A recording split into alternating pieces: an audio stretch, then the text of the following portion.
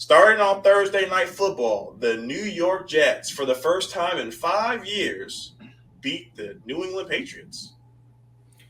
Yeah, I think that we finally are seeing what the Jets are capable of. The Jets, like, they have a good defense, as they should. They have Aaron Rodgers under center, and even though he's 40 years old, I mean, it's kind of hard for a guy like that to take a step back, even with the bad Achilles. When you got guys around you like Brees Hall and Garrett Wilson, even though he continues to struggle to find him in the ways that I would like. If you guys have seen my tweets, I've been very critical on Aaron Rodgers. I've been saying, like, yo, I'm a firm believer. I don't give a fuck who you are at quarterback. If you are that guy, you will find a way to get your number one the ball. I don't care. It don't have to be for 120 and on 5 catches like some Tyreek Hill shit. But no, if you are that guy, if you're surgical with it, you find a way to give him the ball. I'm not seeing it yet with Garrett Wilson. It's fine. I think that they will think that Aaron Rodgers will figure it out as he progresses. But for the meantime, he's just finding the open guys like Alan Lazard, and he's even throwing the ball to Brees Hall and whatnot. And Tyler Conklin. It's like, the Jets should have a good team, and the Patriots, I mean, I said it, I think week 1 after they beat the Bengals, I'm like, the Patriots might end up having a team where it's like they'll just play a lot of teams hard for whatever reason, and then that's just going to be the team that they are. They're going to play a lot of teams hard, and they'll have a couple games where they get blown out. But they will never be in a position to where, not with Jacoby Brissett, I'm sorry. And I like the guy, but let's just call it what it is. They're not going to beat a team 30-17. They're not going to beat a team 28-3 or nothing like that. No. If the Patriots are going to win, it's going to be in a defensive dominant fashion, or it's going to be in a way to where it's just, they're going against a team that doesn't really show up.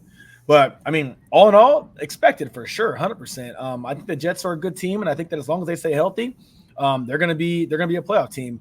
And if a playoff team plays a team like the New England Patriots, that I don't think is a playoff team, what do you think is going to happen? You know what I'm saying? So, shout out to the Jets for handling business. I'm sure that was a big relief for Jets fans, bigger relief for football fans, because you don't want to see a team like the Jets make the moves that they make and just be very bad. It's just not fun for football fans. You know what I mean? So nobody here is a Jets fan. We don't really care for the Jets, but it was really cool to see, Aaron Rodgers go back out there, put up a good chunk of yards, and even Garrett Wilson find the end zone for the first time this season. So expected, and the Patriots look like exactly how I thought the Patriots were going to look all season long. They looked absolutely terrible. So Toddy stated earlier, a question to the panel. Are the Giants good? The Giants go to Cleveland and leave with a W, 21-15. Toddy, what were your thoughts? Malik Neighbors, he's that dude, man. He's one of them ones. I have been one of these guys on here, maybe one of the few people. I feel like there's a lot more people now saying that he was the number one player, the number one receiver coming out of the draft. I just thought that the Browns are just. I feel like the Browns are they're in the same boat as the Jags. They have a quarterback who they're paying a lot of money to, and he sucks. And it's like, we got guys on our team. Obviously, they have Nick Chubb, who is on IR still, or I think he's on the PUP list. He's there. You got Njoku, who I think is still hurt. Amari Cooper. They got guys on offense and they got guys on defense. And they got a really good coach. And their quarterback is unable to get their guys the ball on a consistent basis. This game, how it started, Cleveland recovered a fumble on the opening kickoff, scored a touchdown, and that was kind of like, oh shit, this might be this might be a wrap early. But no, Daniel Jones played well in this game. Devin Singletary played really well. I don't know if there's any guys out there in fantasy that have Devin Singletary, but he played really good. And obviously, Malik Neighbors, he's a guy that demands a lot of attention from defensive coordinators for games to come. And I think the Giants got an unexpected win. That's why I say I didn't expect them to win this game. So that's what I'm like, are the Giants good? I don't know. We don't know who's good yet. It's been 3 weeks. So, Cass, as the sole fan of the Vikings fan club, you were the only one to pick them this week in the pick'em. What were you? I'm sure you expected a result like this. So, tell us what you thought when the Vikings sent the Texans home with a 34-7 loss. Hold up, looking up my actual score prediction. Vikings Texans. Okay, so I had it being closer than that. I had the Vikings scoring 27 and the Texans scoring 23. The Texans are not that bad of a team at all. They're not. They're not. The Vikings are just damn good right now. I feel like it's Vikings really hard to play there. Yeah. Oh, yeah. And US Bank. I mean, I've been to Minnesota. I mean, it's loud, man. It gets pretty loud up in there, and that skull chant is real. It echoes. Shout out to us. But all in all, though, I thought it was crazy that the Texans were favored that game. I'm pretty sure by 2.5 points, I believe it was. They dropped and I'm like, before the game started. Yeah, and I'm like, I don't really know. I go because I mean, the Vikings don't look bad on offense right now. Strangely enough. Now, granted, I get it. Sam Darnold could have showed up and been the Sam Darnold that we all thought he was. And I'm telling you right now, I am Sam Darnold. I think that he's one of the rare cases where you got a first-round draft pick that finally got out of there early enough and went to a contender, and you see what can happen when that happens. And that usually doesn't happen. We're seeing it late with and we're seeing it later with like guys like Baker Mayfield, and other guys like Mac Jones, and like who else was out of that terrible draft class? Like Justin Fields is doing it. He's on the Steelers now, has a really good defense, which he's never had before, even in Chicago. Like, this is a possibility. And you know what? I think that even like guys like Justin Fields might have just solidified their starting spot from Russell Wilson until they go on a losing streak. So I think that I can't think of his damn name. Sam Darnold is a very competent quarterback, and he knows that if we're going to win these games, I got to get the best wide receiver in the NFL the ball, and look exactly what he's done for 3 weeks straight. On top of that, defense shows up for them. I'm like, they're at home. Why not? This is a perfect advantage for you guys to start off 3-0, which is massive for you, okay? And you guys get past the Texans, okay? Your schedule is only going to get a little bit easier. It might maintain the same a little bit, but the Texans are a playoff team. And they're going against, the rookie of the year, C.J. Stroud, loaded roster, Nico Collins, Stephon Diggs, Tank Dell, got a great head coach. This was a statement game for the Vikings, and not saying that I was confident on my pick, but I was not bullshit when I said I think they could win this game. I was very, very realistic when I was saying the Vikings can win this game at home, and they need to win this game at home, and that's exactly what they did. So Minnesota, continue to do what you're doing, and you will be one of the top teams in the NFC. I won't say in the league, but you'll be one of the top teams in the NFC, because right now the NFC is looking kind of questionable. And the Minnesota Vikings, you might end up having a season, I think it was 2 years ago, where they're like, dude, they were like up there. They had a really good record, and then we squeaked past them. I think it was our 2022 season. The Vikings had a great record, and then we just kind of pulled away at the very end, if I'm not mistaken. So it wasn't 2022, it was 2021, but it was the year that Justin Jefferson, I think it was his second year, and they had like, I want to say a 12-win season or something like that, 13 wins or something like that. Probably Kirk Cousins. Yeah. So I'm like, the Vikings are showing signs of doing that again. You wait till Jordan Addison and T.J. Hawkinson comes back. What are we going to say about that offense? He's doing it with one guy, 2 guys. Aaron Jones, who's supposed to be on the down, this is supposed to be the downfall of his career. He's an older running back now. And Sam Darnold's not supposed – it's supposed to be just a name. Vikings are a good team. Deal with it. So the next thing we'll be covering is the Broncos' 26-7 victory over the Buccaneers. And did Baker Mayfield turn into a pumpkin? Is the show over? Is the run over? 25-33 for 163 yards with a touchdown and an interception. Is Mike Evans, was he a one-hit wonder in the first week, scoring 2 touchdowns? We saw Chris Godwin have a huge showing last week, and then he doubled down with 6 catches for 53 yards. But for you to allow a Sean Payton rookie quarterback and Bo Nix to throw 216 on you, boy, we're talking about explosive offenses. They got dudes I ain't never heard of. Little Jordan Humphrey, baby. Josh Reynolds is out there making plays. Javonte Williams is a power back catching the ball, making plays. Who would have thought Cortland Sutton could still do something? So with Bo Nix to go out there to have one of the best head coaches in the league, am I surprised this happened? Yes, but this was a game that got away early, and Sean Payton's not going to give the lead, no matter who he has out there. So the Broncos, Broncos country, let's ride. We're 1-2. You're in a really hard division. So to see what you'll do that far, it's hard to say. But for you to escape Tampa on the road to get your quarterback's first win, hell of a way to do it. So, Toddy, your guy Jordan Love misses his second game, but the Packers don't miss a beat, beating the Titans 30-14. What are your thoughts? Malik Willis is is he gonna get a job somewhere? Like, is this a resurgence? Like, are they gonna like kind of pump up his stock and he gets traded some way? They get like a 3rd-round pick for Malik Willis. Like, he looks good. He looks comfortable, and I feel like that matters when it comes to coaching. You have to have a offensive friendly head coach who's good with quarterbacks, good with calling plays. I feel like that plays a lot into young quarterbacks because, I mean, they left him for dead in Tennessee. And then, all of a sudden he gets, I think in the offseason, like during with the Patriots, right? Training camp from the Titans. You said he came from the Patriots. Did he go? Did he go to the Patriots, or was that just a rumor for a second? Titans. Malik Willis. No, he was. No, I know he's with the Titans, but did he like bounce somewhere, then bounce somewhere? Okay, never mind. Maybe they were just talking about it. My bad. He was just on the back end of the roster. Will Levis was the guy, and they were just like, he's not that good. I mean, we've seen him play, and like in the game they played, a couple of games they played for the Titans, it was bad. So I feel like coaching definitely matters.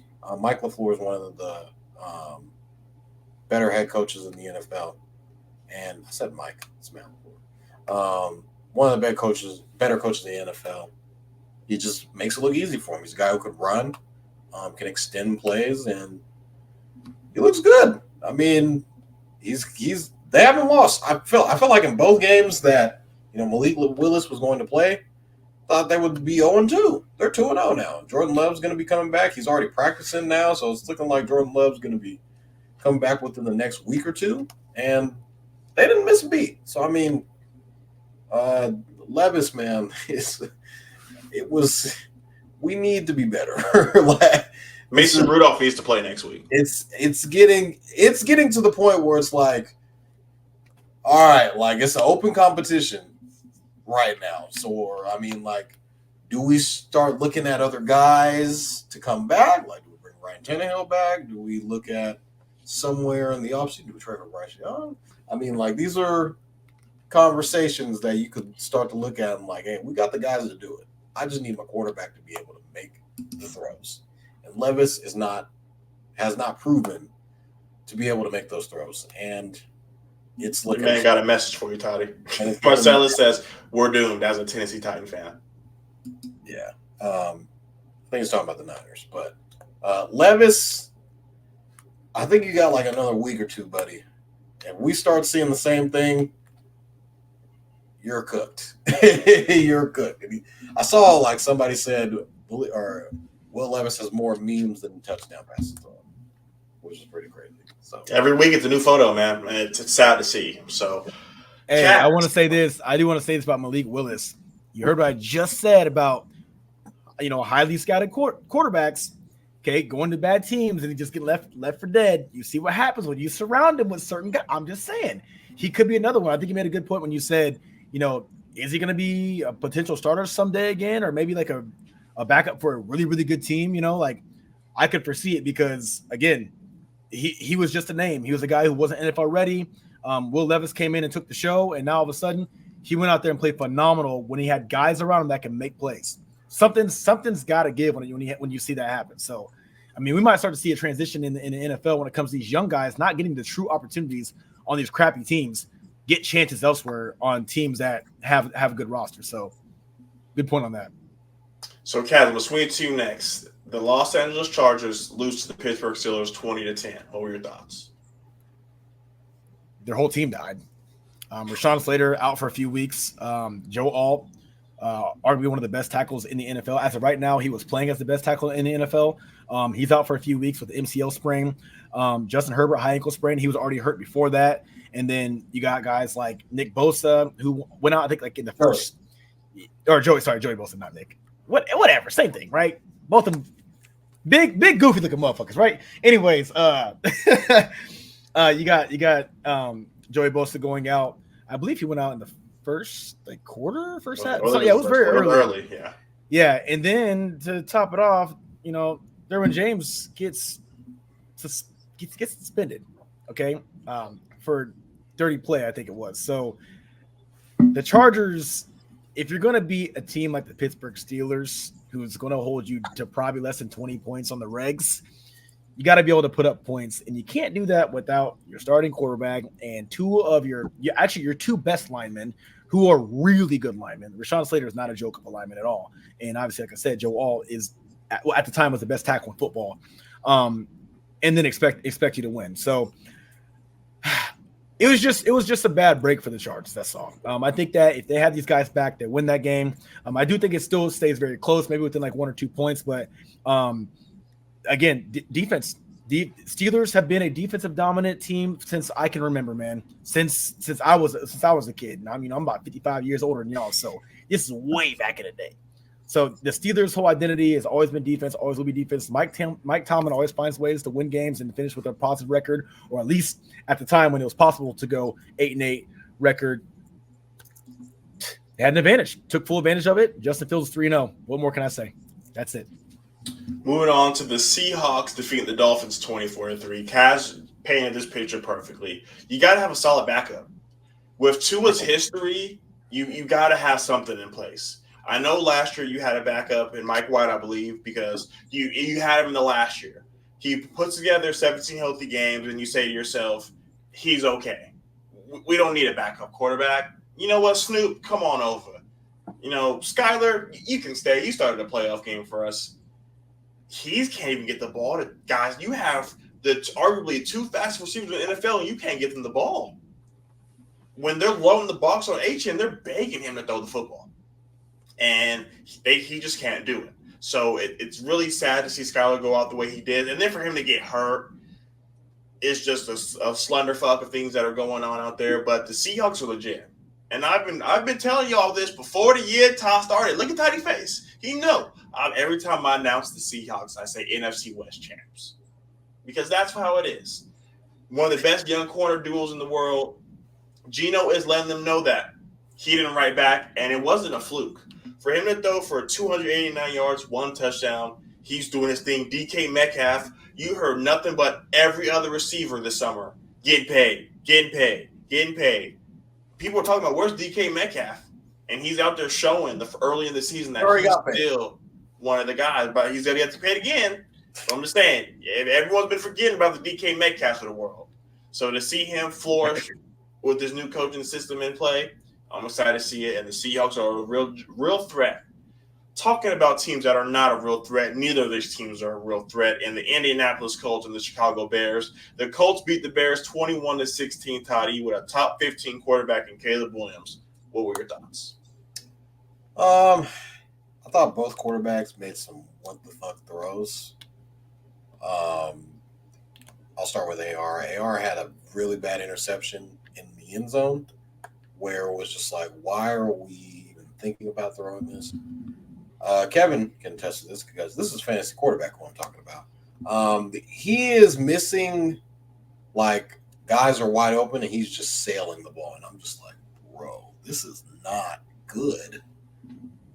And then you see him throw 50-yard bombs. And it's like, why can't we just get that for the – he's right there. Throw the ball. He's literally right in front of you. Throw the ball right to him. Right over his head. Caleb, man, they're making him throw the ball 50 times, and this is his 3rd game ever as a NFL starter. A lot is put on his shoulders. I mean, it's really, really tough when you're getting pressured literally on every single throw, every single drop back. It's like, I need time to throw the ball. Definitely saw some flashes in this game. He had like a juke spin around pass to Adunze. That was nice. He had a what the fuck throw on the sideline where it was like, what are we looking at? Like, what do you see on this play that made you want to throw this ball? He had 2 of those, to be honest. They were both interceptions. And it's like both quarterbacks were turning the ball over so much, and it was kind of just like, who's going to turn the ball over the least to be able to kind of score off this? And that ended up being the Colts. I mean, I don't think the Colts' defensive line is as good, but they got to Caleb. And Anthony Richardson ran the ball, I felt nice. He had a couple of good effective runs that put his team in position to score. And Jonathan Taylor's really good at football. So I feel like, when AR doesn't have it, just turn around and hand the ball out to 21. or 28, I think he is. And he's gonna make nothing out. He's gonna make nothing out of something out of nothing, basically. And Caleb, man, like he threw for 300 yards, yeah, but let's watch the game. Are we watching the game? What he's doing? I get it. He's getting pressured a lot, but Caleb is still like not making good throws. And I mean, he had his first touchdown throw in this game. Hooray! The Bears are still ass. It's like I need you to be better. I stuck my neck out for you. I need you to get out there and make some shit happen. I said you guys were going winning the division. That shit's probably not going to happen. I said they were going to the NFC Championship game. That couldn't be any further from the truth. Like, it's like that was crazy. Keenan Allen didn't play. That might have something to do with it, but it's like you can't not throw these terrible balls. Like, he's throwing some bad balls. Like, he doesn't look comfortable. Shane Waldron, it's like I don't think he's going to be the guy long-term offensive coordinator. Eberflus is probably not good. He's going to experience some change fast, and that's not good for a young quarterback. I mean, Fields saw change fairly quickly when I think it was Nagy was the coach. They got him out of there so goddamn fast, and then Eberflus was the guy, and it's like, okay, defense is solid, but like your quarterback needs to look comfortable, and I feel like what the Bears are probably going to do in the future is get offensive line help and get an offensive-minded coach, which is why I was kind of shocked that Eberflus survived the whole Justin Fields, everything. Like, polls didn't really pick this guy. He was already there. But it's like, hey, let's give him a shot. And he doesn't look good so far. So, I mean, hey, it's only week 3. I could say that, but you got Jaden Daniels on Monday Night Football looking like a lot of pressure. A lot of pressure is getting put. It just makes the Caleb performance look a lot worse. And I get his stat line, the yards were better, but it's like if you watch the game, it's like shit needs to change. And that could be the offensive line, but at the same time, Caleb has to play better as well. Marcellus agrees with you. The Red Rocket over Caleb Williams. So moving on to the Carolina Panthers beating the Las Vegas Raiders. They scored 13 points through 2 weeks. Did that in 2 drives. 39 points for Andy Dalton to take off the headset, wipe off the cleats, and go out there and throw for 319 yards. Chuba Hubbard was dead to rights. Everyone thought Miles Sanders was the next guy for the Panthers. 21 rushes for 114. People thought Deontay Johnson was just going to die. Send him to Carolina to die.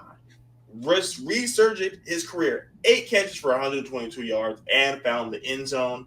Adam Thielen, we saw how big of an impact he had last year. Before he got injured, he caught a touchdown. These are the same weapons. Same old line. Same play caller as Bryce Young. Is Bryce Young cooked? Are the Raiders just bad? You know, it's hard to tell. 1 week, I'm still a Bryce Young fan, so Andy's got to go ahead and do it again. But week 1, for your first appearance, and who knows the Bengals at home. So, Kaz, moving on. We have the Lions going to Arizona and surviving 20-13. Same thing with the Eagles. Good teams find a way to win. The Lions are a good team. Didn't play remotely close to a perfect game outside of David Montgomery doing what he does, which is he moves the damn sticks, bro. I don't know how he does it, man, but he moves the damn sticks, bro. He might be one of the best in the league at moving the sticks. The man always lands forward, and I mean, he had again over 100 rushing yards. The Lions still need to get guys like Amon-Ra St. Brown involved. I mean, you can't have a guy of that caliber. He's in my top 5 wide receivers this year. You know what I'm saying? Like, I think it's still there. I really do. But you're getting guys like Jameson Williams involved, who was a former first-round draft pick who was showing the league like, yo, y'all must have forgot. You know what I'm saying? Don't let them injuries and all that other stuff fool you. My first year in the league or whatever fool you. And then last year, I think it's year number 3 for him. I'm a name. I was a name for a reason. I'm still a name. But you got to get your playmakers the ball. I said it earlier. Good quarterbacks get the number 1 receivers the ball. It doesn't have to be for 150 and 5 touchdowns, but I better at least see 60 to 70 and 1. And that should be on a consistent basis if you were to ask me. So the Lions didn't play their best game, but they did what they were supposed to do, man. I mean, the Cardinals, they're still a team that doesn't have a true identity yet. And the Lions were a team that just 1 year ago was in an NFC Championship game, knocking on the door of a Super Bowl. They're a good team. They won a hard-fought game, and it is what it is. It's just that simple.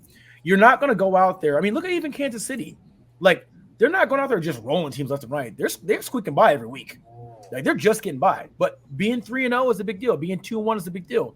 Detroit did exactly what they need to do to let the league know, hey, we're not going to let some scrubs just come up in here and beat us. You know what I'm saying? Like, no. Their only loss, I think, was to who? The Bucks last week. The Bucks went in there. You know what I'm saying? They lost one at home. But the Bucks are a solid team. You know what I mean? Like, the Lions are going to beat bad teams outside of the 1 or 2 weeks where there's going to be some stupid upset that shouldn't happen. But this wasn't going to be one of them, and they won a grinder. So Detroit, they're a favorite to win. They did what they were supposed to do, and Arizona should be glad that it wasn't worse than that. So not surprised at all. A regular NFL game. So we started this off with me telling you guys how I was the only person to pick the Eagles. Unfortunately, I was the only person to pick the Cowboys, and they lost 28-25. John Harbaugh said Derrick Henry is no longer in Tennessee. You will not see 20-plus carries. We are not doing that anymore. But look here, buddy, when he did it, 25 times for 151 for a touchdown, 2 touchdowns. Lamar Jackson had a pedestrian game. He didn't really have to do much. So for them to be able to go on the road in Jerry's world and get a W, Cass was talking when we were doing the preseason ranking, the rest preview of the schedule, they don't lose at home. They didn't lose a single game at home last year. So for them to come in here and continue to have these struggles, and yes, 28-25 looks like a nail biter to everybody who watched this game. Dak Prescott does what Dak Prescott does. He stat pats. So for them to get this game and get out of Jerry's with a W, you're always going to hear Jerry Jones come out after a game and give his opinions that no one asked for. So when someone asked why you didn't get Derrick Henry, he lied to the American people and said we couldn't afford him. They got $24 million in cap space, and Derrick Henry would have taken 5 of that. You gave Ezekiel Elliott 3. Was 3 the cut drive? None over 3. You get results like this. We talked about guys like Brandon Ayuk starting off slow. CeeDee Lamb doesn't fumble that ball. Who knows? You know, we got guys like Terry McLaurin taking the route and not being a diva. CeeDee Lamb over there huffing and puffing, shaking his dreads, pouting. He's not having a good time. So the Cowboys are got a cowboy early in the season. Like we've all mentioned, it's week 3. We don't know who everyone truly is going to be yet, but until they get DeRon Bland back, this team's going to struggle defensively because you got Trayvon Diggs coming off of ACL, so you're expecting him to come back quickly. DeMarcus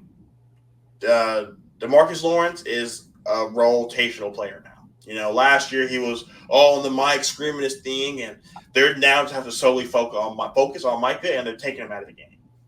So, Cass, to end our weekly recap, we have the Chiefs escaping Atlanta with a 22-17 victory.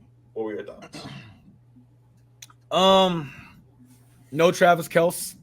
I think that everybody that the Chiefs play are doing a damn good job of keeping him out the game.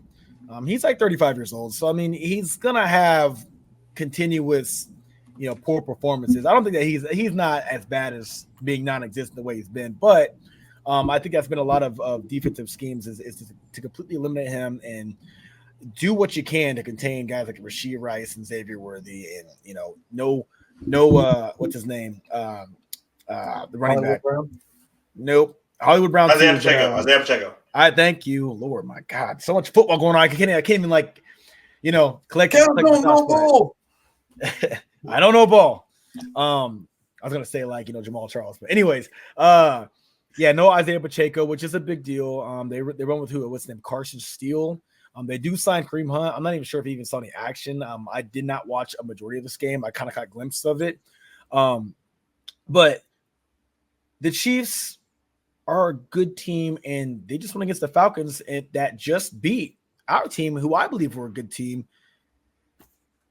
Again, kind of similar to the Lions game, where I'm like, I don't think the Falcons are terrible. I don't think that they're great. I'll say that. I don't think the Falcons are great, but I don't think that they're terrible.